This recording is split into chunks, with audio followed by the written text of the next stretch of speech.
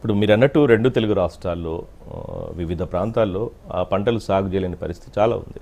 అంటే అక్కడ వాటర్ సరిగ్గా లేక ఇవన్నీ బీడు భూములు ఇవన్నీ చాలా ఉంది. సో ఇట్లాంటి క్రమంలో దీని అవసరం కూడా ఉంది. సో అంత ఉన్నప్పటికీ పెద్ద ఎత్తున ఇంత చేసినప్పటికీ ఎందుకు అంత రైతులు ముందుకు రావడం లేదు? ఎక్కడ ప్రాబ్లం వస్తుంది? ప్రచారం లేదా లేకపోతే అవగాహనలో?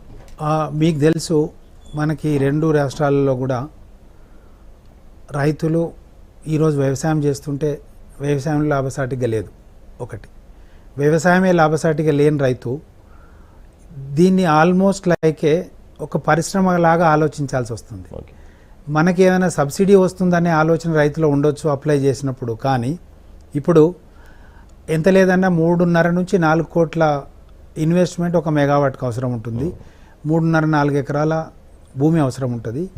ఈ భూమిని మనం 25 సంవత్సరాలు మనం కమిట్ కావాలి. అంటే యంగ్స్టర్స్ అయితే వాళ్ళు కొంతవరకు ఆలోచించగలుగుతారు.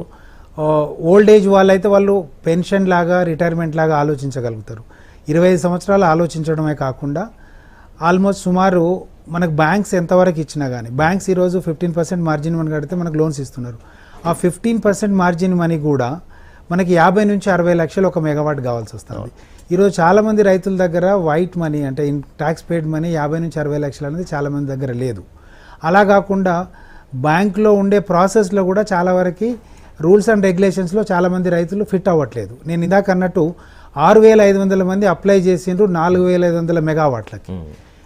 ఇప్పుడు మిగిలింది ఓన్లీ 8,883 మంది మిగిలారు.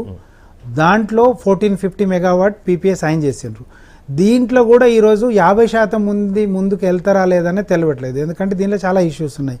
1/70 ల్యాండ్స్లో మనం మోర్టగేజ్ లేదంటున్నారు. అది గవర్నమెంట్ ఇనిషియేషన్ చేస్తేనే వస్తుంది, లేకపోతే రాదు. ముఖ్యంగా ఇన్వెస్ట్మెంట్ ఒకటి, లాంగ్ టర్మ్ కమిట్మెంట్ ఒకటి రైతులు వెనకాడుతున్నారు. అలాగే మన నుంచి ఎక్కువ ప్రోత్సాహం కానీ ఫాలో అప్ కానీ లేదు. మేముగా చేసే ప్రయత్నం మేము చేస్తున్నాం. మేము అవేర్నెస్ క్రియేట్ చేస్తున్నాం. రైతులకి వాళ్ళకి ఏం కావాలో మేము కొంతవరకు ఆన్సర్ చేస్తాం.